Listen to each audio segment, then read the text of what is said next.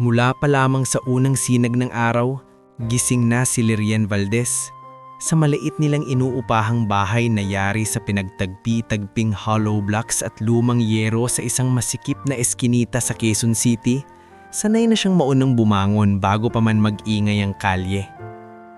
Sa kusinang halos isang dipa lang ang luwang, tahimik siyang nagsasaing habang pinapakuluan ng tubig para sa kape at lugaw. Hindi pa man sumisikat ng tuluyan ng araw, dama na niya agad ang bigat ng panibagong araw na kailangan niyang lampasan. Mula sa silid na katabi ng kusina, narinig niya ang mahina ngunit halatang masakit na pag-ubo ng kanyang amang si Rodolfo. Napapikit si Lirian saglit bago mabilis na lumapit. Nakahiga ang ama niya sa lumang kama, payat na at halatang nanghihina, ngunit pilit pa ring ngumiti nang makita siya. "Gising ka na naman ng napakaaga, anak," mahinang sabi ni Rodolfo. "Dapat nagpapahinga ka rin." Ngumiti si Lirian kahit halatang puyat. "Mas kailangan mo ng pahinga kaysa sa akin, tay. Heto, iinumin mo muna to. Mainit pa." Maingat niyang itinukod ang ama at isinubo rito ang gamot. Alam niyang bawat tableta, bawat kutsarang lugaw, bawat patak ng lakas na natitira kay Rodolfo ay may katumbas na malaking halaga. At sa bawat halagang iyon, isa na namang kiraso ng sariling pangarap ang kailangan niyang isang tabi. Noon, si Lirian ang tipo ng dalagang laging may baong reviewer. Magaling siya sa eskwela at ilang hakbang na lang sana matatapos na niya ang kursong medical technology.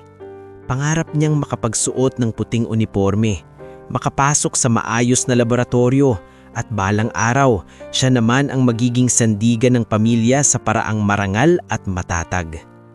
Pero nang magsimula ang sunod-sunod na pagkahilo ng kanyang ama, ang mga laboratory request, biopsy, scan at konsulta ang unti-unting sumira sa plano niyang iyon. Isang umaga, matapos nilang malaman ng diagnosis, wala siyang maalalang ginawa kundi ang tumitig sa pader ng ospital habang hawa ang papel na may mahirap unawaing mga terminong medikal. Cancer. Yun lamang ang salitang malinaw sa kanya. Mula noon, nagbago ang lahat. Ang tuition niya ang unang nawala. Sumunod ang ilang gamit sa bahay na ibinenta nila.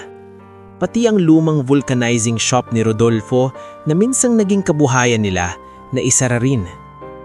"Lirian, kumain ka muna bago ka umalis." Tawag ng tiyahin niyang si Belen mula sa mesa. "Puro katakbo, baka bumigay ka rin." "Ako na po mamaya, tiya. Ihahatid ko pa yung umagang order sa Tomas Morato." Sagot niya habang inaayos ang kanyang kupas na jacket at tinatali ang buhok. Naroon din sa mesa ang bunso niyang kapatid na si Mika, nakasuot ng lumang school uniform na bahagyang masikip na sa kanya. Tahimik itong nagmamasid sa ate niya, parang may gustong sabihin ngunit nahihiya. "Ate," mahina nitong tawag. "Pag may extra ka po, kailangan daw namin ng project fee sa Friday." Hindi agad nakasagot si Lirian. Sandaling natigilan ng kamay niyang nakahawak sa helmet. Hindi naman kalakihang halagang iyon para sa iba, pero para sa kanila, isa na namang iyong bagdag sa listahan ng mga kailangang pagkasyahin. Tinapik niya na lang ang balikat ng kapatid at pilit na ngumiti. "Sige, gagawa tayo ng paraan." Ganoon lagi ang sinasabi ni Lirian, gagawa tayo ng paraan. Hindi dahil sigurado siyang may paraan, kundi dahil ayaw niyang maramdaman ng pamilya niya na unti-unti na siyang nauubusan ng lakas. Paglabas niya sa eskinita, sinalubong siya ng maingay na siyudad. Mga nagtitinda ng almusal, mga jeep na nagsisigawan ng barkera, mga batang nagmamadali sa paaralan at mga trabahador na parang makina ng gumagalaw kahit hindi pa ganap na maliwanag ang umaga. Sumakay siya sa luma niyang motorsiklo, isang unit na ilang beses nang tumirik at ilang ulit na ring kinumpuni ng mga kaibigan niyang rider. Pinakiramdaman niya muna ang makina bago ito paandarin. Laban ulit, bulbul niya sa sarili. Sa delivery hub na pinagtatrabahuhan niya, wala kang pwedeng dalhing problema. Ganun ang patakaran. kahit hindi iyon nakasulat. Basta makarating ang parcel sa oras, wala nang may pakialam kung may nilalagnat ka, kung hindi ka pa nakakain, o kung may kamag-anak kang naghihintay sa ospital. Pagdating niya roon, agad siyang sinalubong ng ingay ng scanners, tunog ng tape dispensers, at nagmamadaling yabag ng mga kapawang rider. Ang masayahing dispatcher na si Marnie Castañeda ang unang lumapit sa kanya, tangan ang clipboard at isang pamilyar na pag-aalala sa mukha. "Oh, Lirien, maaga ka na naman. Hindi ka ba natutulog?" Biro ni Marnie, pero may lambing ang tono nito. "Natulog naman, kaunti nga lang," sagot ni Lirian. Inabot ni Marnie ang ilang delivery slips. "Ito muna ang sayo. Pinagaanan ko na ng kaunti yung ruta mo. Yung malalayong building, nilipat ko muna kay Rex. Huwag mo na ako isumbong ha." Napangiti si Lirian ng totoo sa unang pagkakataon nung umagang iyon. "Salamat Marnie, baka mapagalitan ka." "Mas okay nang mapagalitan kaysa simatayin ka sa kalsada." Mula sa likod nila, sumingit ang boses ni Junver Lacao, isa ring delivery rider na mas matanda sa kanila at kilala sa pagiging palabelo kahit pagod na. "Hoy Lirien, huwag ka masyadong matigas ang ulo. Kapag may problema sa motor, sabihin mo. Huwag yung itutulak mo na naman hanggang kabilang kanto. Hindi naman palaging tumitirik." Depensa niya. "Palagi kaya?" natatawang sabi ni Junver. "Mas matibay pa ata tsinelas ko kaysa dyan." Bahagyang gumaan ang pakiramdam ni Lirien sa mga sandaling iyon. Sa gitna ng hirap, may mga tao pa rin kahit paano nagpaparamdam na hindi siya nag-iisa. Ngunit panandalian lamang iyon. Pagpasok ng supervisor nila ang si Hadrian Coe, tila humigpit agad ang hangin sa paligid. "Nasa trabaho kayo, hindi sa reunion," malamig nitong sabi habang nakatingin sa listahan ng mga rider. "Lirien, 3 beses kang muntik maliit last week. Ayusin mo. Hindi ko responsibilidad ang personal na drama ninyo." Bahagyang yumuko si Lirien. Sanay na siya sa ganong salita, pero bawat bitaw ni Hadrian ay parang dagdag na bato sa dibdib niya. Opo sir lang. Siguraduhin mong makumpleto lahat. Kapag may bumalik na parcel dahil sa delay, isasama kita sa review." Tumalikod si Hadrian na parang walang sinaktan. Naiwang nakapikit si Lirien, pilit nilulunok ang hiya at pagod. Si Marnie ay napailing habang si Junver ay pabulong na nagmura. Ngunit wala silang magawa. Sa ganitong trabaho, ang mga mahihina ay mas madaling tapakan. Lumipas ang maghapon sa walang tigil na init, alikabok at habol sa oras. Paakyat baba siya sa mga kondominium, opisina at maliliit na tindahan. Minsan, ni tubig wala siyang oras inumin. Sa bawat pag-abot niya ng parcel, parang hindi na siya tao sa tingin ng ilan. Isa lamang siyang kamay na kailangang maghatid, pumirma at umalis. Bandang hapon, habang nagpapahinga siya sandali sa gilid ng isang butika, tumawag ang ospital. Ang pangalan ni Tess Almario, ang cashier na ilang beses niyang nakausap, ang lumitaw sa murang cellphone niya. Kumabog agad ang dibdib niya. "Hello po, Ma'am Tess?" Sagot niya, pilit kalmado. "Lirien, pasensya na ha, pero kailangan ko lang ipaalala sa'yo," naingat na sabi ng babae sa kabilang linya. "May pending balance pa kayo sa last admission ng tatay mo at based sa note ng doktor, baka kailangan niyang i-schedule ulit for the next set of treatment." Napakapit ni Lirien ng manibela ng motorsiklo. "Magkano na po ulit ang kulang?" Binanggit ni Tess ang halaga. Hindi iyon milyon, hindi rin iyon singlaki ng utang ng mga mayayaman, pero para kay Lirien, sapat iyon para padilimin ang buong hapon. Halos hindi na niya marinig ang sunod pang paliwanag ni Tess tungkol sa deadlines at promissory notes. Ang tanging malinaw lang sa kanya ay ang katotohanang nauubos na ang palugit. "Ma'am, pwede po bang makahingi pa ng kaunting oras?" Halos pabulong niyang tanong. "Susubukan kong makiusap sa accounting, pero Lirien, alam mo namang limitado rin ang pwede naming gawin." "Opo, naiintindihan ko po. Salamat po." Pagkababa ng tawag, matagal siyang hindi kumilos. Dumadaan ang mga sasakyan, umiingit ang preno, may mga naglalakad na abala sa kani-kanilang buhay, ngunit sa kanya parang biglang bumagal ang mundo.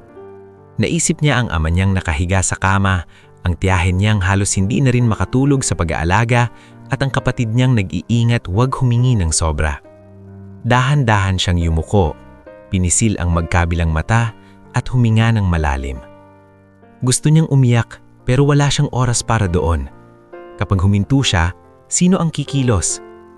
Nang makauwi siya ng gabing iyon, nadatnan niyang gising pa si Rodolfo. Nakaupo ito sa may bintana, nakatanaw sa labas na parang gusto pa niyang danasin ang simpleng galaw ng mundo kahit mula sa malayo. Anak, Tawag ng ama niya nang makita siya. Nakapag-isip-isip ako. Ano po yun, tay? Kung masyado nang mabigat, pwede namang itigil muna natin yung ibang gamutan. Parang tinamaan ng malamig na tubig si Lirien. Agad siyang lumapit at lumuhod sa harap nito. Huwag na huwag niyo pong sasabihin yan. Lirien, mas pinili nilang kumapit kaysa magpaagos.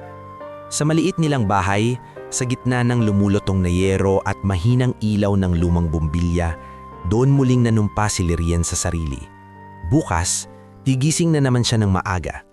Bukas, sasabak na naman siya sa kalsada. Bukas, hahabulin na naman niya ang oras, ang pera, at ang pag-asa. Dahil sa ngayon, iyon lang ang mayroon siya at hindi pa siya handang bitawan iyon. Kinabukasan, mas mabigat ang katawan ni Lirien kaysa karaniwan. Hindi dahil kulang lang siya sa tulog, kundi dahil buong gabi ay nakabitin sa isip niya ang sinabi ng ama niya na baka kailangan na nilang itigil ang gamutan. Paulit-ulit iyong umalingaw-ngaw sa isip niya habang nakatingin siya sa kisame ng kanilang maliit na silid. Kahit nakapikit siya, hindi siya tunay na nakapagpahinga. Ang tanging malinaw lang sa kanya ay ang pangako niyang binitawan kagabi. Hindi siya susuko. Maaga na naman siyang bumangon kahit parang may mga batong nakapatong sa kanyang mga balikat. Nang silipin niya ang ama, nakita niyang tulog pa si Rodolfo.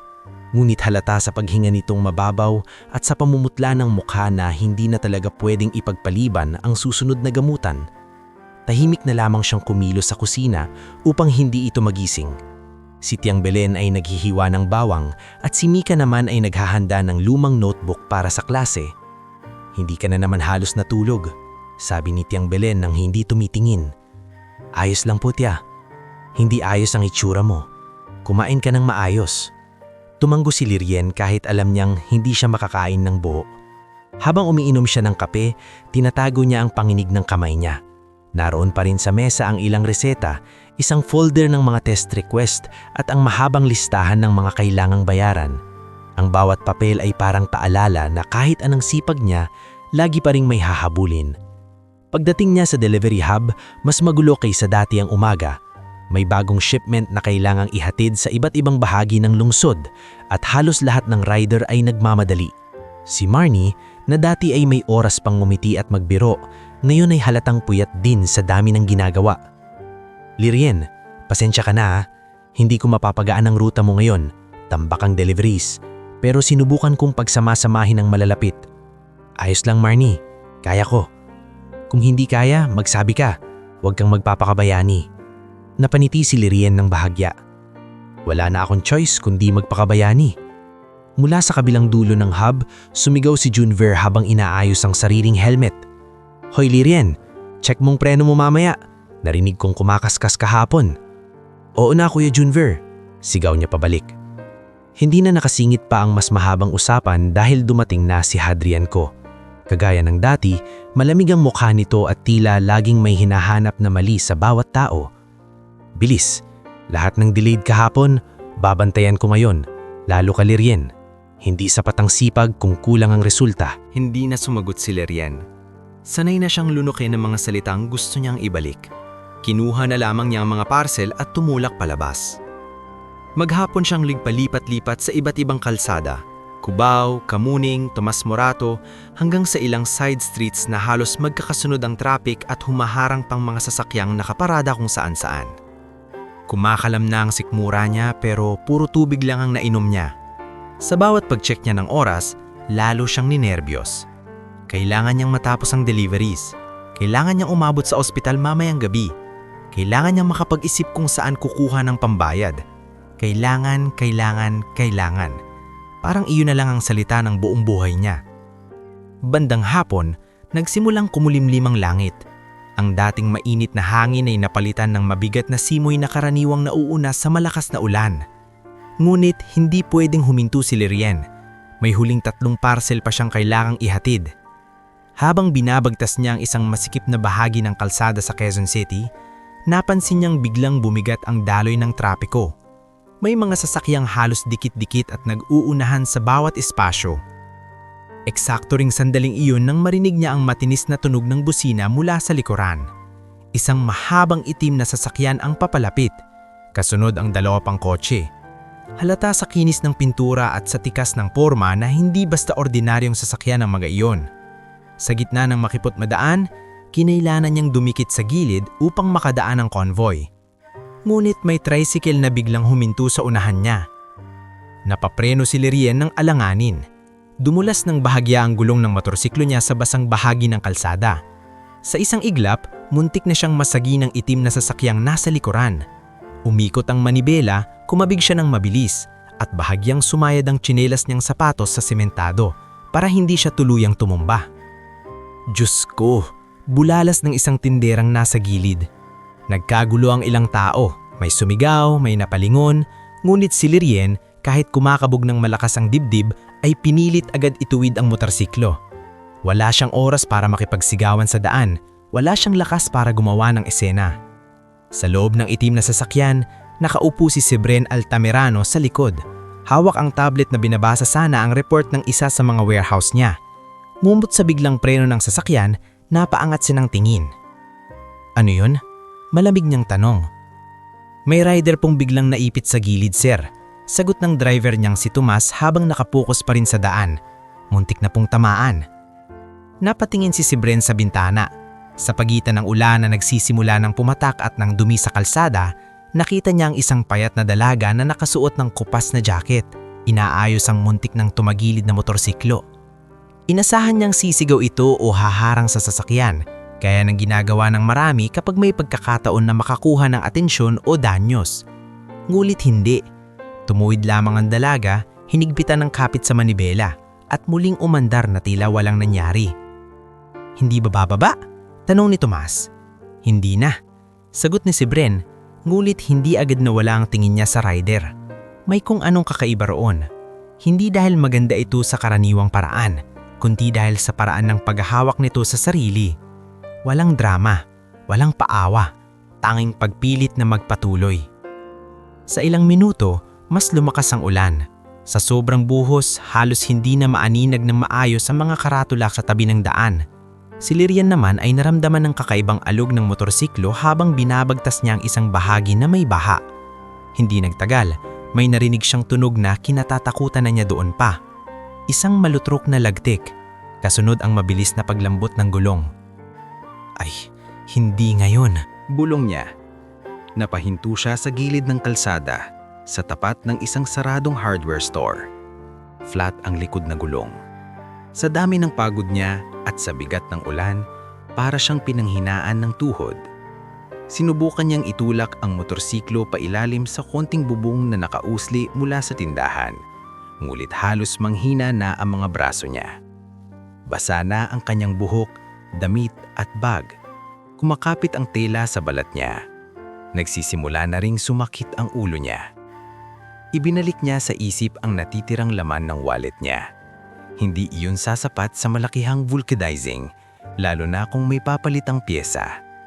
Ngunit ang mas masakit na katotohanan, mas kailangan niya ang perang iyon para sa gamot ng ama niya mamayang gabi. Napaupo siya sa gilid ng bangketa, bahagyang hinihingal. Sa sobrang pagod at gutom, nanlalabo ang paningin niya. Bumukas ang zipper ng delivery bag niya habang pinipilit niyang ilabas ang cellphone.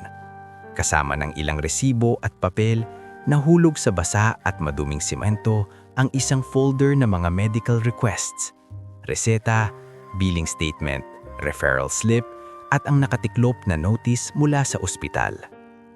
Hindi pa man siya nakakayuko upang damputin ang mga iyon, may biglang humintong sasakyan sa harap niya. Ang parehong itim na sasakyan. Bumukas ang pinto sa harapan at unang bumaba si Tomas. Hawak ang payong. Sinundan ito ng lalaking kanina lamang ay sandaling nasilayan niya mula sa salamin. Matangkad, maayos ang tindig, malinis ang kasuotan kahit maulan, at may mukha ng isang taong sanay na inuuna ng mundo. Ngunit ang mga mata nito, Kahit malamig sa unang tingin, ay matalim at mapagmasid. Si Severin Altamirano. "Sir, ako na po." Mahinang sabi ni Tomas. Wari nag-aalok na siya na ang kumausap. Ngunit bahagyang itinaas ni Severin ang kamay. "Ako na." Lumapit ito kay Lirien habang ang patak ng ulan ay humahampas sa gilid ng payong. Si Lirien naman ay agad tumayo kahit bahagyang hilo. Hindi niya gusto ang pakiramdam na tinitignan siya sa ganoong kalagayan. "Ayos ka lang?" tanong ni Severin. Ang tono nito ay hindi malambing, ngunit hindi rin mayabang. Diretso lamang, parang sanay itong magsalita ng walang paligoy-ligoy. Tihikim si Lirien. "Ayos lang, na-flat lang po. Kaya ko na to." Napatingin si Severin sa motorsiklo, sa basang folder sa sahig, at sa mukha ni Lirien na pilit matagak kahit halatang hirap. Yumuko siya at pinulot ang ilang nalaglag na papel bago ito tuluyang mabasa. Hindi iyon karaniwang ginagawa ng isang lalaking halatang sanay na siya ang pinaglilingkuran. "Akin na po, pasensya na." Inabot ni Severin ang mga papel. Ngunit bago niya tuluyang ibigay, napadaan ng tingin niya sa laman ng mga iyon. Isang hospital billing summary, isang oncology referral, isang reseta na may mahahabang pangalan ng gamot, at ang pinakaitaas, ang pangalan ng pasyente, Rodolfo Valdez. Cancer. Iyon ang unang salitang malinaw na bumasag sa tahimik na sandali. Napansin ni Tomas ang kapagpirmi ng amo niya. "Sir?" Hindi agad sumagot si Severin. Tumingin siya kay Lirien at sa unang pagkakataon, tila hindi na lamang niya ito tinitignan bilang isang ordinaryong rider sa tabi ng kalsada. May pagod sa mukha ng dalaga, oo. May bahid ng hirap. Ngunit mas nangingibabaw ang desperasyong pilit tinatago sa likod ng pagiging matatag. "3 beses na po kayong muntik masagasaan sa loob ng 2 minuto. Bakit nasa kalsada ka pa rin sa ganitong lagay?" Napayuko si Lirien ng bahagya, saka muling tumingin ng diretsyo. "Kasi wala pong ibang gagawa para sa pamilya ko." Bumagsak ng mas mabigat lang ulan sa paligid nila. Sa likod, may mga sasakyang dumaraan at may ilan pang nagmamasid, ngunit parang nag-iba ang himig ng sandaling iyon. Hindi na ito simpleng abalang esena sa daan. Isa na itong salubungan ng 2 mundong magkalayo. Isang lalaking may lahat ng kayang bilhin ng pera at isang babaeng halos maubos na ang lakas pero patuloy pa ring tumitindig dahil wala siyang ibang pwedeng asahan. At sa sandaling iyon, kahit hindi pa lubusang malinaw sa dalawa, nagsisimula ng gumalaw ang isang pangyayaring magpapabago ng takbo ng kani-kanilang buhay. Ilang segundo matapos sabihin ni Lirien na wala nang ibang gagawa para sa pamilya niya, tila may kung anong matagal nang nakabaon sa dibdib ni Severin ay biglang bumuhay. Nakatitig siya sa basang papel na hawak niya. Mga reseta, billing statement at referral slip na pawang nagsasabi ng iisang bagay. May isang pamilyang unti-unting lulunod ng sakit at gastos at may isang anak na pilit lumulunang kahit wala ng hangin. Tahimik na iniabot ni Severin ang mga papel pabalik kay Lirien. Pagkatapos, tumingin siya kay Tomas. "Buksan mo ang glove compartment." Bahagyang nagtaka si Tomas, ngunit sumunod agad. Mula roon ay inilabas niya ang isang makapal na puting sobre na karaniwan nilang dala para sa mga emergency company disbursement at ilang sensitibong bayarin. Kinuha iyon ni Severin, saka muling humarap kay Lirien. "Heto," sabi niya. Napatitig si Lirien sa sobre. "Ano po yan?" "Panggamot sa tatay mo." Napakunot ang noo niya. "Sir, hindi po pwede. Hindi ko po kayo kilala." "Hindi mo kailangang kilalanin ako para malaman mong may sakit ang tatay mo at kailangan niya ng tulong." Hindi agad inabot ni Lirien ng sobre. Napakagat siya sa labi, halatang naglalaban ng hiya, pagod at pangangailangan. "Hindi po ko namamalimos." At sa halip na mairita, mas lalo pang tumahimik si Severin. Tila may nakita siyang bagay sa dalaga na bihirang-bihira nang makita sa mga taong lumalapit sa kanya. Dignidad. Hindi desperasyong gustong manlamang, kundi desperasyong pilit pang pinananatili ang dangal. "Hindi ito limos," mariing sabi niya. "Hindi ko ibinibigay ito dahil naaawa ako sa iyo. Ibinibigay ko ito dahil kung hindi mo tatanggapin, malamang may isang ama na mawawalan ng pagkakataong lumaban. Parang huminto ang ulan sa pandinig ni Lirian. Nanginginig ang kamay niya nang sa wakas ay tanggapin niya ang sobre. Nang bahagya niya itong mabuksan at makita ang laman, para siyang napako sa kinatatayuan. "Sir," halos hindi niya ilabas ang salita. "Hindi po ito." "1,000,000, putol ni Severin, diretso ang boses. "Gamitin mo sa pagpapagamot. Huwag mo munang isipin kung paano mo babayaran. Ang isipin mo muna, buhay ng tatay mo."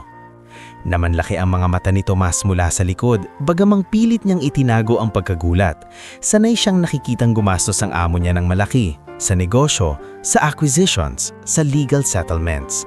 Hindi sa isang estrangherang delivery girl na nasalubong lang sa kalsada. Si Lirian naman ay hindi agad nakapagsalita. Pilit niyang lululunok ang bukol sa lalamunan habang nakatitig sa sobre na parang hindi totoo ang laman nito. Pagkaraan ng ilang sandali, napayuko siya at napahawak sa dibdib. "Hindi ko po alam kung paano ko magpapasalamat, pero hindi ko po ito sasayangin." "Siguraduhin mo," tugon ni Severin. Pagkatapos niyon ay hindi na siya nagtagal pa. Inutusan niyang ipahatid muna ang motorsiklo ni Lirian sa pinakamalapit na talyer at ihatid siya ni Tomas sa ospital bago bumalik sa kanilang ruta. Hindi na tumutok si Lirian. Sa unang pagkakataon matapos ang maraming buwan, may dumating sa bagay ng buhay niya na hindi panibagong utang, hindi panibagong problema, kundi isang pagkakataong huminga. Nang gabing iyon sa ospital, halos hindi makapaniwala si Tess Almario nang personal na dumating si Lirian at binayaran ng malaking bahagi ng kanilang balance. "Lirian, ikaw ba talaga to?" Gulat na sabi ng cashier habang paulit-ulit tinitingnan ng resibo at ang bayad. "Opo, Ma'am Tess," sagot ni Lirian. Namumula ang mata, ngulit matagag ang tinig. "Pakiayos na po sana yung next treatment ni Tay. Lalaban pa po kami." Nang marinig iyon, napahawak sa bibig si Tiang Belen na kanina patahimik sa tabi niya. Si Mika naman ay napaiyak sa gilid ng upuan.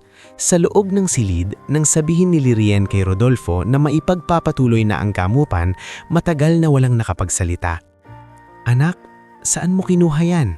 tanong ni Rodolfo, mahina ngulit puno ng pang-anib.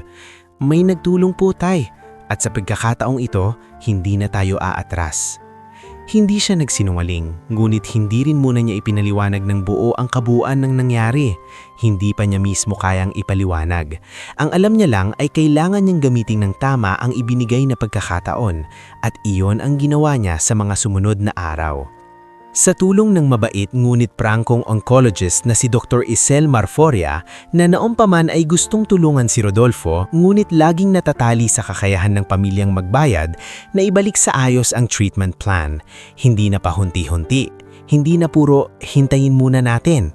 Sa unang pagkakataon, naging sistematiko ang laban nila. Naipasa ang mga panibagong laboratory tests, naayos ang schedule ng sessions at nadagdagan ang nutritional support ni Rodolfo. "Hindi ko sasabihing madali na ang lahat," sabi ni Dr. Isel kay Lirian sa hallway matapos isang consultation. "Pero mas may laban na tayo ngayon. Malaki ang bagay ng consistency." Kasama rin sa tumulong si nurse coordinator na si Pioni Sarmiento na mabilis kumilos at palaging may baong maliit ng ngiti. "Kahit gaano kabigat ang ward, buti at naitawid nyo na to," sabi nito habang inaayos ang chart ni Rodolfo. Minsan hindi gamot ang unang kulang sa pasyente, pag-asa. Napangiti si Lirian ng bahagya, ngunit sa loob-loob niya, alam niyang hindi lang simpleng pag-asa ang dumating sa kanila. Isa iyong pangyayaring kailangang patunayan niyang hindi nasayang. Sa kabilang panig ng lungsod, hindi rin tuluyang nawala sa isip ni Severin ang gabing iyon.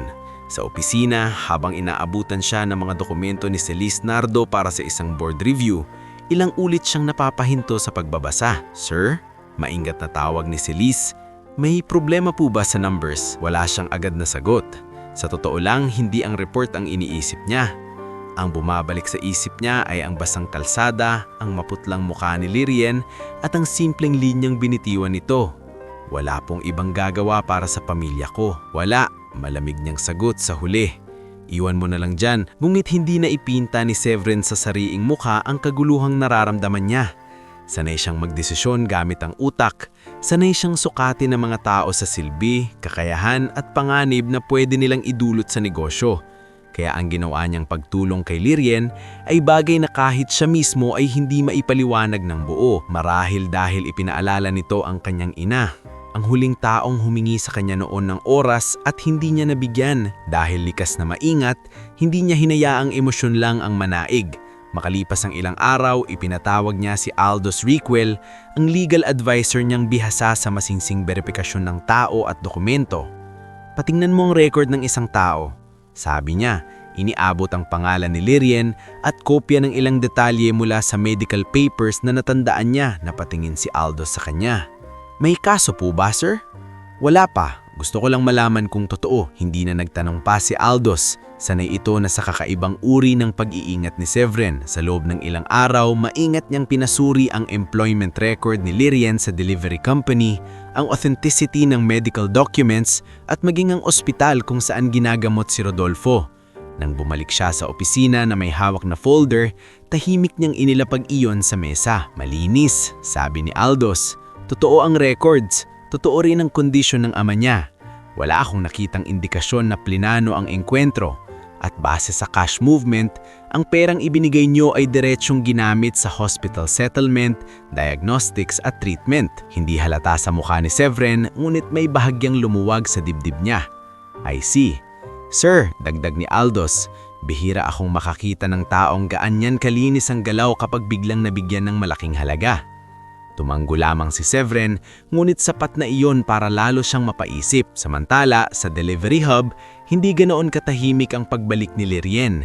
May mga mata na agad na nakapangsin sa bahagyang pagbabago na hindi na siya mukhang lubusang gipit, na minsan ay nakakapagbaon na siya ng disenteng pagkain at na hindi na siya halos naninginig ng pagod sa bawat dating niya. Hindi pa iyon marangyang pagbabago, ngunit sa mata ng mga sanay mang-usga, sapat na iyon para gumawa ng kwento. Ang bilis ng swerte mo pasaring ng isang rider na si Vance habang nagkakape sa loading area. Baka may mayamang regular customer. Dagdag ng isa pa, pabulong ngunit sadyang maririnig. Naroon si Hadrian nang marinig iyon. Sa halip na patigilan ng tsismisan, lalo pa itong nagbigay ng matalim na tingin kay Lirien. Kapag ang empleyado biglang gumiginhawa na wala sa pero lang dahilan, natural na may magtatanong. Sagi niya, kunwaring neutral ngunit halatang mapanira ang diin. Napakuyom ang kamay ni Lirien pero pinili niyang huwag patulan. Mas marami siyang mas importanteng laban kaysa sa opinyon ng mga taong hindi naman nagbabayad ng gamot ng kanyang ama. Taming sina Marnie at Junver ang natiling pareho ang pakikitungo. Hayaan mo sila, bulong ni Marnie habang inaabot sa kanya ang scanner. Kapag wala kasing ambag, chismis ang puhunan. Nako, kung ako sa'yo, huwag mong papansinin si Hadrian. Dagdag ni Junver. Matagal lang may galit yan sa lahat ng hindi niya kayang kontrolin.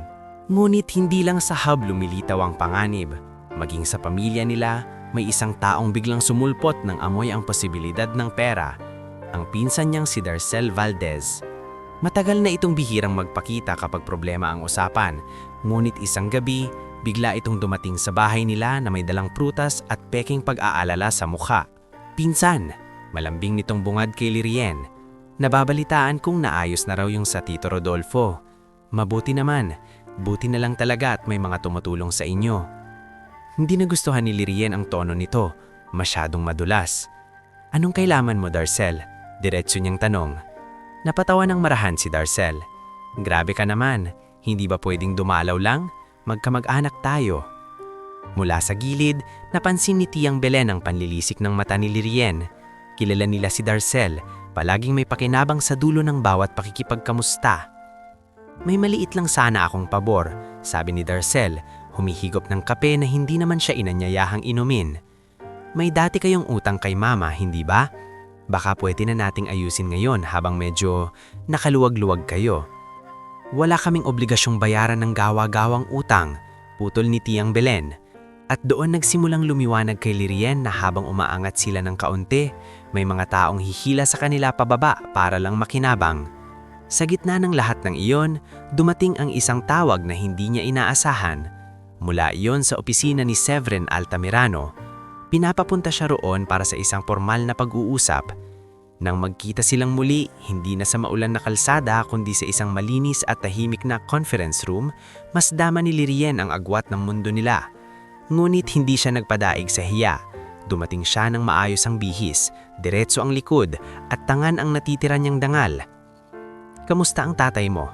Unang tanong ni Severin. "Mas maayos na po kaysa dati dahil sa inyo. Dahil sa paraan ng paggamit mo ng tulong, hindi lahat marunong yan." Sandaling tumahimik ang dalawa. Pagkatapos inilapag ni Severin sa mesa ang isang dokumento. "May posisyon sa isa sa community operations ng kumpanya ko." Sabi niya, "Hindi ito charity, hindi rin pabor. Trabaho ito. Mas ligtas kaysa maghapon kang nakikipagsabayan sa kalsada, mas maayos ang sweldo, at base sa nakita ko, kaya mo." Nanlaki ang mga mata ni Lirien. Hindi niya inaasahan ang susunod na pagbabago na darating sa buhay niya ay hindi na lamang tulong, kundi isang pagkakataon. "Ako po?" Mahinang tanong niya. "Yes, Community Logistics Liaison. Kailangan ko ng taong marunong sa galaw sa ground, marunong makitungo sa tao at hindi takot sa hirap." Hindi agad nakasagot si Lirien. Sa isip niya sumabay-sabay ang lahat. Ang pagod sa biyahe, ang panganib sa kalsada, ang gamutan ng ama, ang matrikula ni Mika, at ang pangarap niyang matagal nang naisara. Ngayon parang may pinto na muling bumukas. Ngunit sa labas ng silid na iyon, may mga matang nakamasid. Si Celise na noon pa man ay sanay na sa sentro ng atensyon ni Severin pagdating sa trabaho, ay hindi nakalampas sa eksenang personal nitong pinakikitunguhan ang isang simpleng dating delivery girl. Sa malamig niyang titig, unti-unting namuo ang isang damdaming hindi simpleng pagkainis. Isa liyong selos, takot at pagnanais na wasakin ng bagay na hindi niya kayang kontrolin. At habang dahan-dahan nagkakaroon ng pag-asa si Lirien, hindi pa niya lubos na alam na kasabay niyon, mas malinaw na ring uusog ang mga taong handang sirain ang bago niyang simula. Pagkalabas ni Lirien sa conference room ni Severin, hindi pa rin niya lubos malisip na ilang buwan lamang ang nakalipas ay naghahabol siya ng delivery sa ulan. Nag-iisip kung saan kukuha ng pambayad sa ospital, at ngayon ay may nakalatag na oportunidad sa harap niya na maaaring tuluyang magbago sa takbo ng buhay nila. Hindi iyon basta trabahong may mas malaking sahod. Para kay Lirien, parang iyong isang tulay palabas sa araw-araw na panganib ng kalsada at papasok sa isang mas matatag na bukas. Ngunit hindi pa man tuluyang nakakabawi ang dibdib niya sa bigat ng emosyon, ramdam na niya ang malamig na matang nakasunod sa kanya habang naglalakad siya sa hallway ng opisina. Hindi niya kailangang lumingon para malaman kung sino iyon, si Celise Nardo. "Ang bilis mo naman." Mahinahon ngunit matalas nitong sabi ng mapadaan sa tabi niya.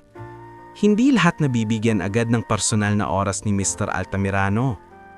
Huminto si Lirien, ngunit hindi siya nagpahalata ng kaba. "Trabaho lang po ang pinunta ko rito." Napangiti si Celise, ngunit walang init ang ngiting iyon. Sana nga. Nagpatuloy si Lirien sa paglalakad, pero dala niya ang bigat ng simpleng linyang iyon. Hindi siya baguhan sa mapanuring tingin. Mula sa delivery hub hanggang sa ospital billing counter, sanay na siyang sinusukat ng mga tao base sa estado niya sa buhay. Ngunit iba ang kay Celise. Hindi iyon simpleng husga. Isa iyong babala.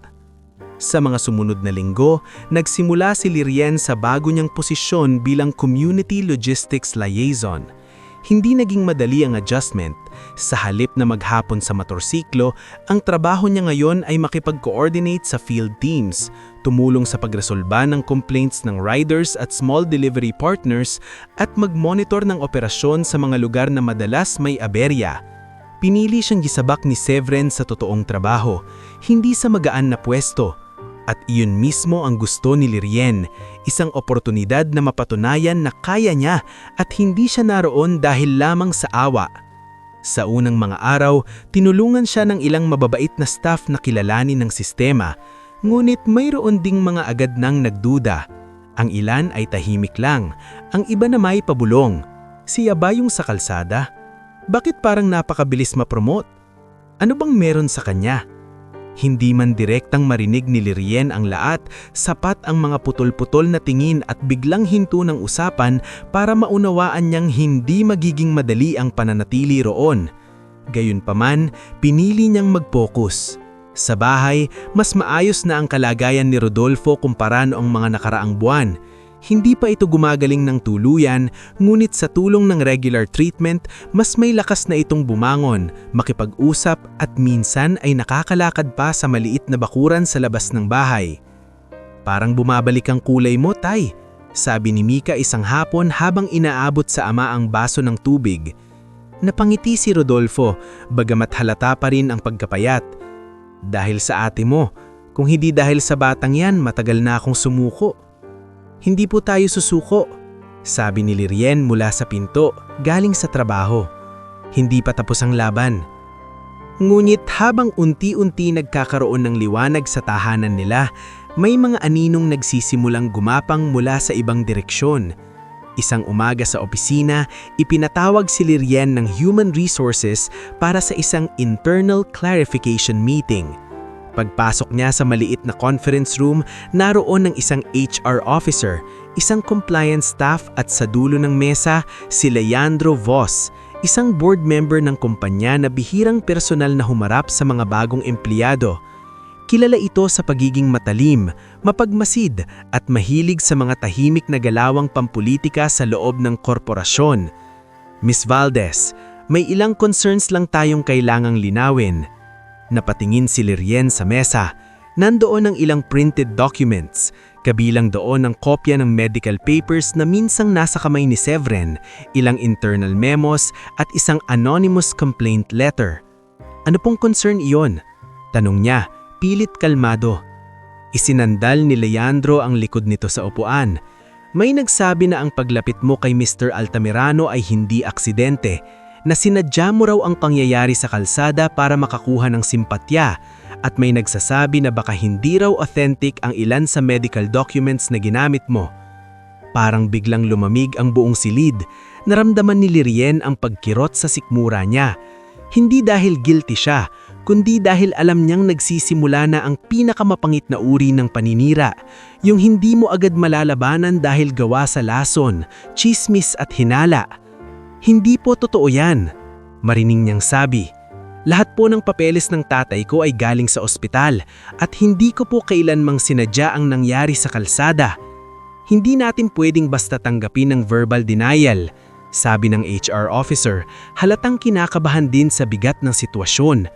Kaya habang may review, may temporary suspension muna tayo sa access mo sa ilang company systems. Hindi iyon direktang pagtanggal, pero sapat para durugin ang isang bagong empleyadong nagsisimula pa lamang tumayo. Lumabas si Lirien sa silid na parang bumibigat ang bawat hakbang. Sa labas, nasa lubong niya si Celis, na kunwaring abala sa tablet, ngulit hindi maitago ang malamig na kasiyahan sa mga mata. May problema ba? Tanong nito, kunwaring walang alam. Tinitigan lamang siya ni Lirien. Sa unang pagkakataon, hindi siya umatras. Kung may alam ka sa nangyayari, darating din ng araw na lalabas iyon. Bahagyang tumawa si Celis. Ingat ka sa mga paratang, baka bumalik sa'yo. Pag-uwi ni Lirien ng gabing iyon, hindi pa niya alam kung paano niya sasabihin sa pamilya ang nangyari. Ngulit parang hindi na binigyan ng pagkakataon ng gabi na huminga. Habang masahapag sila, biglang namutla si Rodolfo. Napahawak sa dibdib at halos mawalan ng malay. Nagkagulo si Mika at Yang Belin. "Tay!" sigaw ni Lirien habang mabilis lumuhod sa tabi ng ama. "Humihina. Nahihilo ako." Hirap na sabi ni Rodolfo. Hindi na nagdalawang isip si Lirien. Sa tulong ng kapitbahay nilang si Marcelo, agad nilang naisakay si Rodolfo sa tricycle papuntang ospital. Habang nasa biyahe, hawak ni Lirien ang nanginginig na kamay ng ama niya. At sa isip niya, para siyang pinipira-piraso ng dalawang magkasabay na bangungot. Ang posibleng pagkawala ng trabaho at ang posibleng muling paglala ng kondisyon ng ama niya. Sa emergency room, sinalubong sila ni na Dr. Yisel at Nurse Peony. Mabilis na ikinabit ang mga kailanan at isinagawa ang agarang tests. Matapos ang ilang napakahabang minuto, lumapit si Dr. Yisel kay Lirien. Halatang seryoso. May complication sa treatment response niya, sabi ng doktor. Kailangan nating mag-adjust ng protocol at may isang procedure na kailangan nating gawin sa lalong madaling panahon. Magkano po? Diretso agad ang tanong ni Lirien kahit nanginginig ang boses niya. Nagbanggit si Dr. Yisel ng halaga. Hindi iyon kasing laki ng naunang gastos, ngunit sapat pa rin para pabagsakin ng isang pamilyang kagagaling lang sa pagkalubog. Napapikit si Lirien.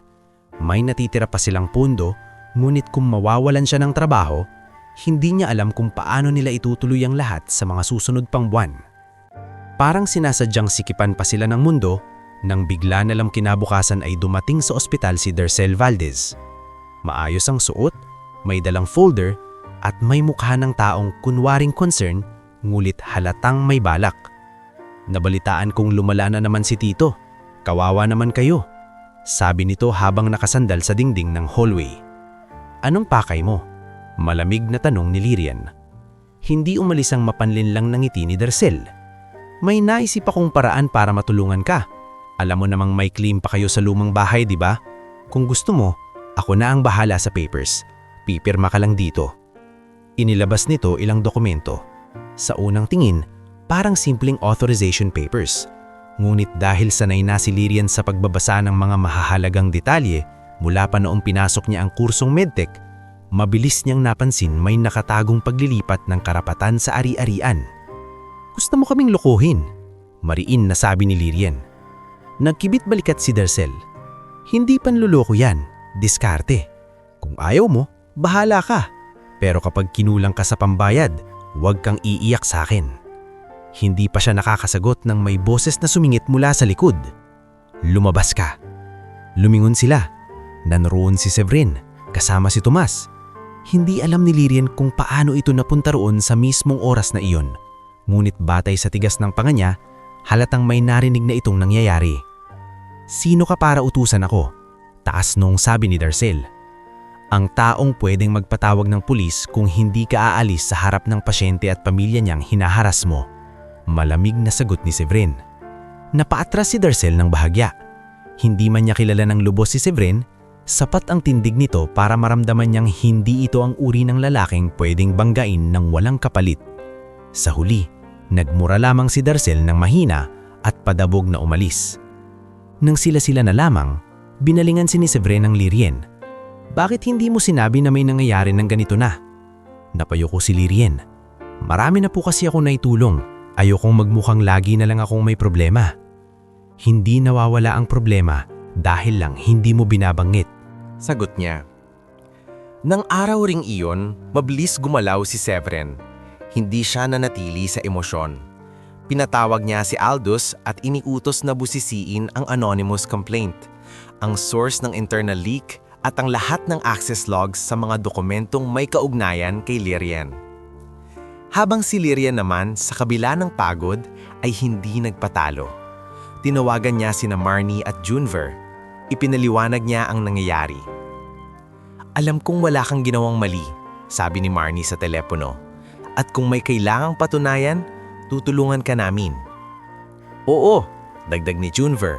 Mula pa noong araw na yun sa ulan, alam kong aksidente yon.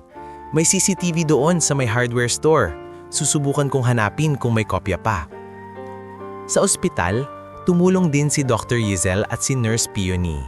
Naglabas sila ng certified medical records, billing history at treatment timelines ni Rodolfo para patunayan na lehitimo ang lahat ng papeles. Samantala, si Aldous naman ay nakakuha ng mas mabibigat na ebidensya na ang complaint ay ipinasa mula sa isang dummy email na may access trail pabalik sa corporate network at ang credentials na ginamit para i-pull ang ilang medical attachments ay nagmula sa terminal na madalas gamitin ni Celis. Hindi pa roon natapos ang mabibigat na pagkatuklas.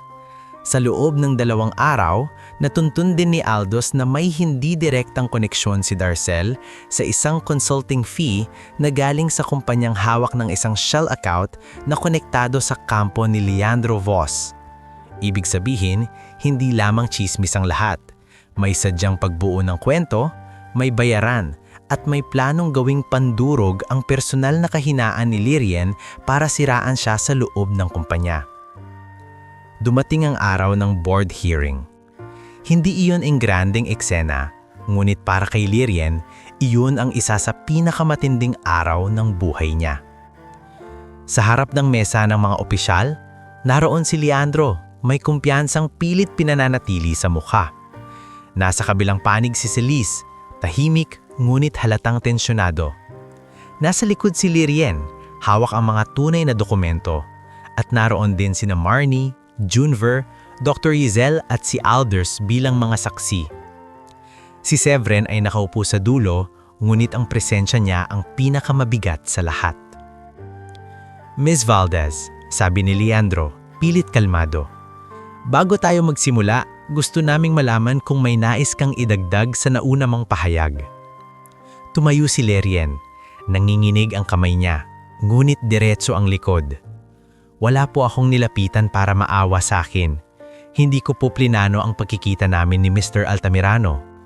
Ang perang ibinigay niya ay ginamit ko po para sa paggamot ng tatay ko. Kung kasalanan ang tumanggap ng tulong para sa buhay ng magulang ko, handa po akong sagutin iyon. Pero hindi ko po tatanggapin na tawagin akong sinungaling. Tahimik ang buong silid. Pagkatapos noon, isa-isang inilatag ni Aldous ang ebidensya, ang authenticated hospital records, ang CCTV timestamp mula sa hardware store na nagpapatunay na aksidente ang nangyari sa kalsada, ang access log ng leaked documents at ang trail ng email na nag-ugat sa loob mismo ng corporate system. Nang ilabas niya ang proof ng payment link kay Darcel, tuluyang nabasag ang kontroladong anyo ni Celis. Hindi sapat yan, biglang sabi nito. Wala kayong patunay na ako ang nag-utos. Pero sapat na ang patunay na ginamit mo ang access mo para kunin ang impormasyon ng empleyado at manipulahin ang proseso. Malamig na pudol ni Severin. Unang beses nagsalita mula nang nagsimula ang hearing. At ikaw, Leandro, hindi mo pinili ang due process. Pinili mong gamitin ang board para sa personal mong laro. Natahimik si Leandro. Hindi na nito na itago ang pagkaipit. Sa sandaling iyon, isa pang pako ang ipinukpok sa kasinungalingan ng boluntaryong magsalita si Tomas at sinabi niyang nakita niya mismo ang buong pangyayari sa araw ng insidente. Ang pag-iwas ni Lirien, ang hindi nito paghahabol o pag-eskandalyo, at ang malinaw na kawalan ng anumang palatandaang planado ang pangyayari. Tuluyan ang bumagsak ang tangkang paninira. Ang pasya ng board ay mabilis at mabigat. Si Celis ay tinanggal sa posisyon at sinailalim sa mas malalim na investigasyon dahil sa paglabag sa confidentiality at misuse of access. Si Leandro ay pansamantalang sinuspende at isinailalim sa external review para sa posibleng internal fraud at coercion. Ang complaint laban kay Lirien ay pornal na ibinasura at higit sa lahat, opisyal siyang nilinis mula sa lahat ng paratang. Paglabas ng hearing room, halos hindi makahinga si Lirien sa bigat ng lahat ng pinagdaraanan niya. Hindi iyon simpleng tagumpay, isa iyong pagligtas sa pangalan niya, sa trabaho niya, at sa natitira niyang lakas. Ngunit bago pa man tuluyang gumaan ang lahat, isang nurse mula sa ospital ang tumawag sa kanya. Kailangan na raw simulan agad ang procedure ni Rodolfo. Napapikit si Lirien, saka huminga ng malalim. Tapos na ang isang laban, may kasunod agad. Ngunit sa pagkakataong ito, hindi na siya basta-basta nag-iisa. At sa unang pagkakataon matapos ang mahabang panahon, alam niyang ang mga kasinungalingang pilit bumalot sa buhay niya ay nabuksan na sa liwanag. Pagkababa ni Lirien ng tawag mula sa ospital, ilang segundo siyang nanatiling nakatayo sa labas ng hearing room. Hawak pa rin ang cellphone at tila hindi pa lubos na makahinga. Kakatapos lamang ng isa sa pinakamabigat na laban sa buhay niya, ang paglinis sa pangalan niya sa harap ng mga taong handang sirain siya. Ngunit heto na naman ang panibagong dagok ng realidad. Habang ang ibang tao ay pwedeng huminto muna upang ipagdiwang ang maliit na tagumpay, si Lirien ay kailangang tumakbo muli. Dahil sa buhay niya, hindi natatapos ang problema sa isang eksena lang. Palaging may kasunod. Anong sabi? Tanong ni Severin nang makitang namumutla na naman ang mukha niya. Napatingin si Lirien sa kanya. Pagod ang mga mata niya, ngunit matatag pa rin ang loob. Kailangan na raw po simulan agad ang procedure ni Tay. Nakaredy na ang team sa ospital. Hindi na nag-aksaya ng salita si Severin. Tomas, ihanda mo ang sasakyan. Ako na rin ang tatawag kay Aldous para maasikaso ang anumang kailangan. Dugtong pa ni Severin. Sandaling napatitig si Lirien sa kanya. Sa mga nagdaang buwan, paulit-ulit siyang binabago ng mga hindi inaasahang sandali sa buhay niya. Una, ang abot ng sobre sa gitna ng ulan. Sunod, ang oportunidad sa trabaho.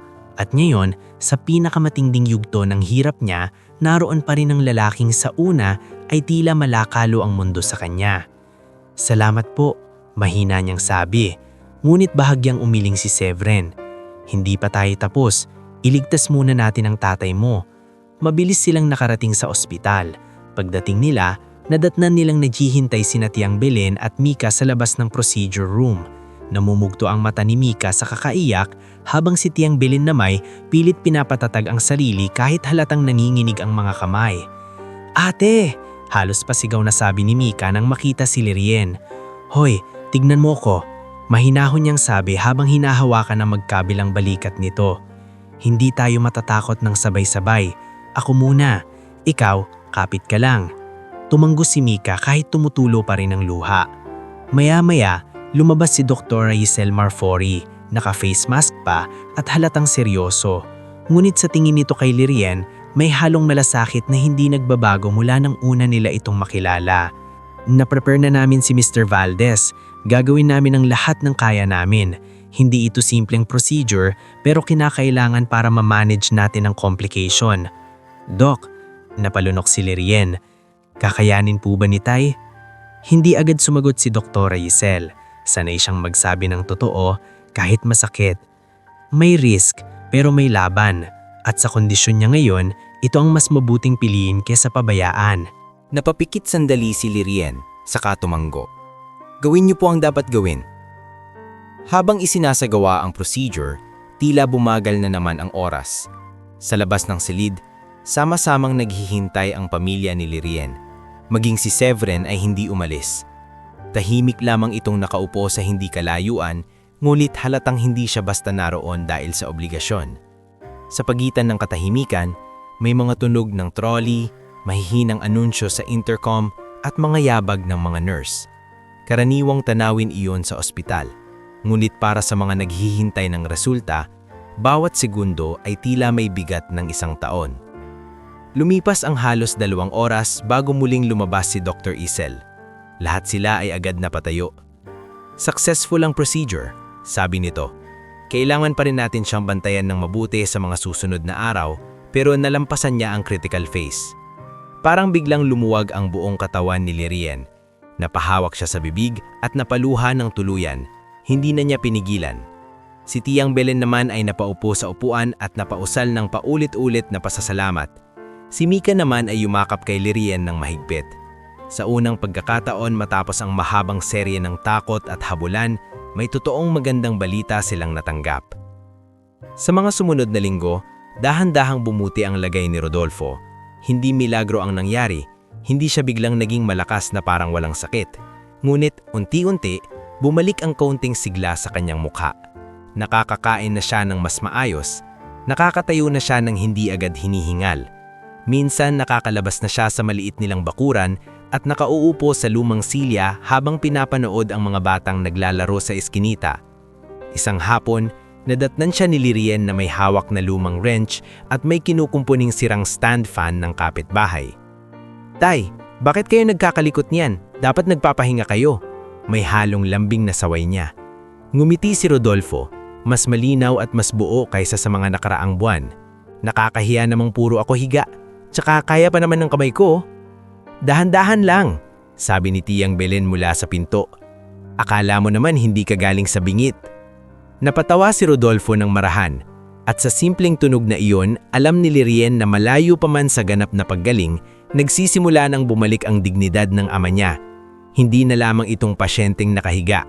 Unti-unti, muli itong nagiging tao sa sarili niyang pakiramdam.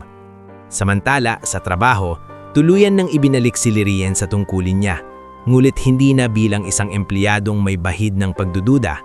Ngayon, mas malinaw na sa marami ang halaga niya sa kumpanya.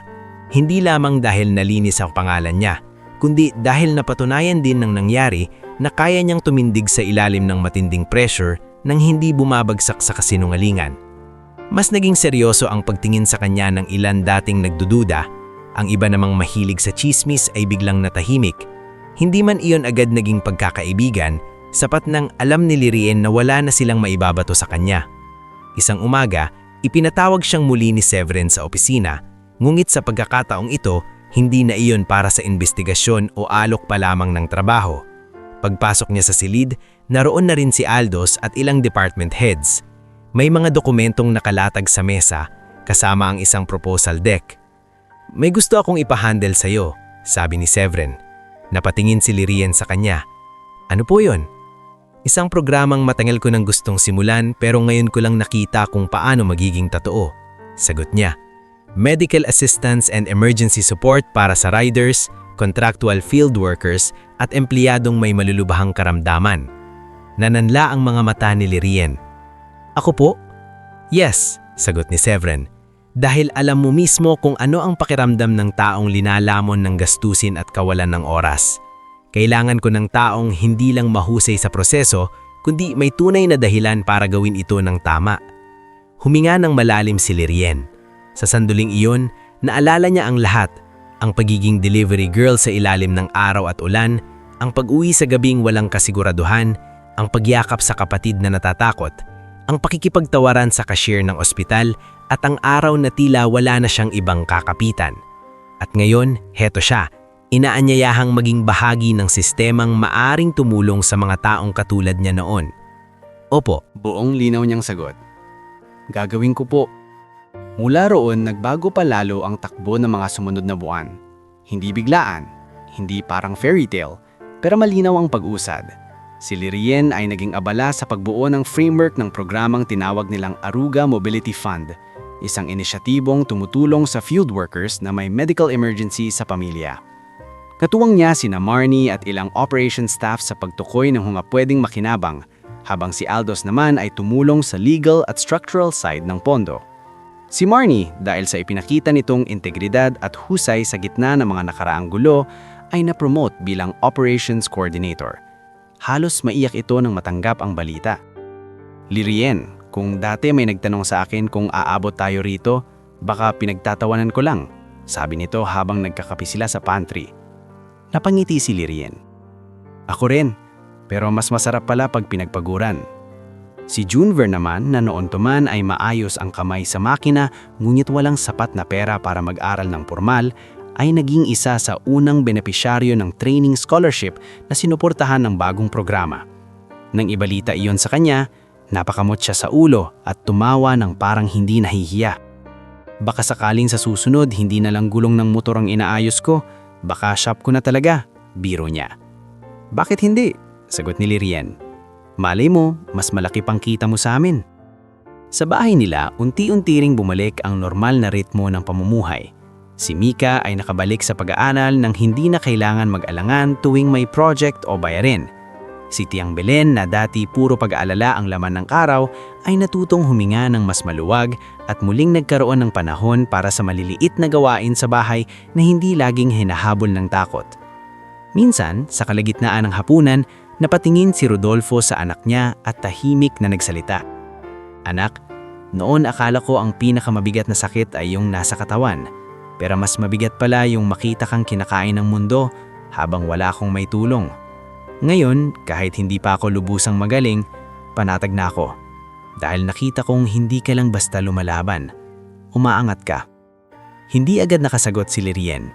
Napuno ang mata niya, ngunit ngumiti siya. Hindi ko po ito kinayang mag-isa, tay. At totoo yun. Sa panig ni Severin, may pagbabago ring hindi matatawaran. Hindi na siya yung lalaking puro report, expansion at board politics ang iniintindi. Hindi dahil tinalikuran niya ang negosyo, kundi dahil natuto siyang may mga bagay na mas mahalaga kaysa sa susunod na acquisition. Sa impluensya ni Lirien at sa mga pangyayaring pinagdaanan nila, nagsimula siyang maglaan ng mas maraming oras sa mga proyektong may direktang epekto sa tao. Mas madalas na siyang bumisita sa community operations, mas madalas na siyang makinig, hindi lang mag-utos. At sa pagitan nila ni Lirien, hindi rin minadali ang damdaming unti-unting nabuo.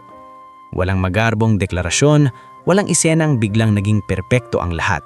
Sa halip, nabuo iyon sa mga tahimik na sandali, sa sabay nilang pag-review ng project proposals, sa mga maikling usapan sa hallway ng ospital noon, sa mga simpleng kamustahan matapos ng mahahabang araw. Dahan-dahang napalitan ng pagtitiwala ang pagitan ng kanilang magkaibang mundo. Isang gabi, Matapos ng isang mahabang meeting para sa launch ng Aruga Mobility Fund, sabay silang lumabas ni Severin sa building. Hindi umuulan ngulit malamig ang hangin. Sa parking area, sandaling tumigil si Severin bago buksan ang pinto ng sasakyan. "Lirien?" Lumingon siya. "Po." Kung iisipin, nagsimula ang lahat dahil sa isang aksidenteng halos ikapahamak mo sa kalsada. Napangiti si Lirien ng bahagya. At dahil sa isang lalaking biglang nag-abot ng sobre na akala ko panaginip lang. Tingin mo ba kung hindi nangyari yon, magtatagpo pa rin tayo sa ibang paraan? Napaisip si Lirien. Tumingin siya sandali sa madilim na langit, saka muling tumingin sa kanya. Hindi ko alam, pero siguro may mga tao talagang dumarating sa eksaktong oras na kailangan mo sila, hindi para iligtas ka ng buo, kundi para tulungan kang iligtas ang sarili mo. Hindi agad sumagot si Severin. Ngunit sa bahagyang pagluwag ng ekspresyon sa mukha nito, malinaw na may tumama roon sa sinabi niya. Makalipas ang ilang buwan, ginanap ang unang outreach event ng Aruga Mobility Fund sa isang covered court na inayos para sa medical registration, consultation booths, at payout assistance para sa mga kwalipikadong riders at manggagawa. Abala ang buong team. May mga pamilyang nakapila, mga batang may hawak na forms, mga rider na halatang pagod ngunit umaasang may mabuting balita. Sa gitna ng lahat ng iyon, magkatabing nakatayo sina Lirian at Severin sa gilid ng entablado. Pinagmamasdan ng programang isinilang mula sa isang sandaling halos wala ng pag-asa. Dumaan si Junver, suot ang bago niyang work polo mula sa training center. Sumunod si Marnie, may clipboard at mas matatag na tindig. Sa bandang likod, nakita rin ni Lirian sina Tiyang Belen, Mika at si Rodolfo. Nakaupo ngunit nakangiti. Mas payat pa rin kaysa dati, ngunit malinaw na mas buhay. "Ang dami na palang nabago," mahinang sabi ni Severin. Tumingin si Lirian sa mga taong natutulungan ng programa. Mga mukha ng pagod, hiya, takot at pag-asa. "Oo," sagot niya. At nagsimula lang sa isang taong piniling huminto sandali sa gitna ng kalsada. Hindi na kailangan ng mas mahahabang salita. Sa harap nila, may mga buhay na unti-unting gumagaan. Sa likod nila, naroon ang mahabang daan ng hirap, paninira, sakit at pagod na nilampasan nila. At sa mismong sandaling iyon, naging malinaw kay Lirian na ang perang minsang iniabot sa kanya dahil sa isang hindi inaasahang pagtatagpo ay hindi nagtapos bilang tulong lamang. Naging binhi iyon ng panibagong direksyon, hindi lang para sa kanya at sa pamilya niya, kundi para sa maraming taong dati ring nawawalan ng pag-asa gaya nila.